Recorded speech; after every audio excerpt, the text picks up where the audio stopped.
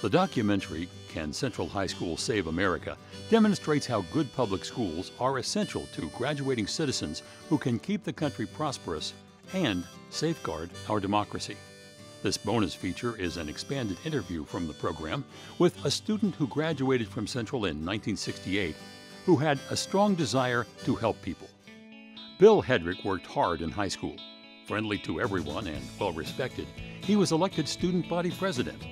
But as graduation neared, I wanted to go to college. I did not think that it was going to happen, but it happened because of one person here, and that's Gene Walker, our counselor.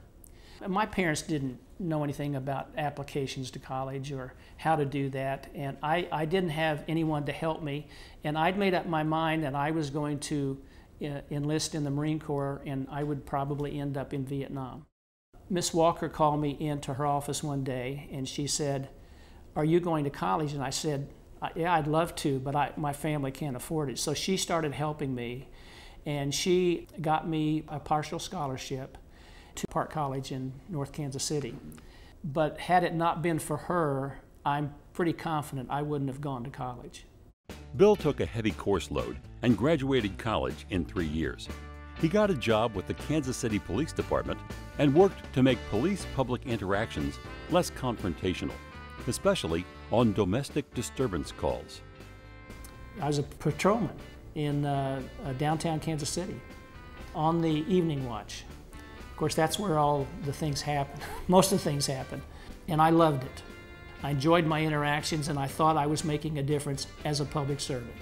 Bill held a number of other jobs and got a master's degree as he worked his way up to become warden of the Medical Center for Federal Prisoners in Springfield. The MCFP is a prison hospital where the U.S. government sends inmates who require specialized medical care. He became an advocate for criminal justice reform. Eisenhower coined the phrase military-industrial complex. I believe that a long time ago we developed the prison-industrial complex in this country. We incarcerate more people per 100,000 than any civilized country in the world. And to me, that's a tragedy.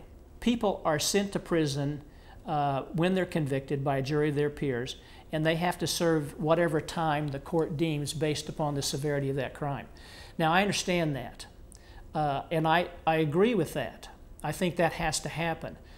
I think there are a lot of things that could change with respect to the sentencing structures. The sentencing structures for Caucasians versus minorities, in a lot of cases, are different as it relates to drugs, as it relates to weapons. A lot of things needs to be changed with respect to marijuana and the impact that it has on young kids, because it marks them for life.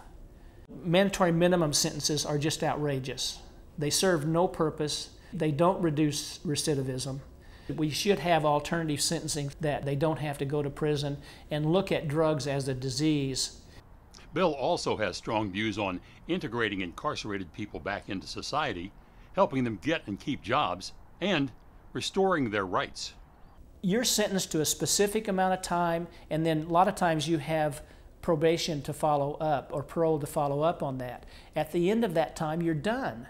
You should be done. You shouldn't be punished anymore. So you should be allowed to vote.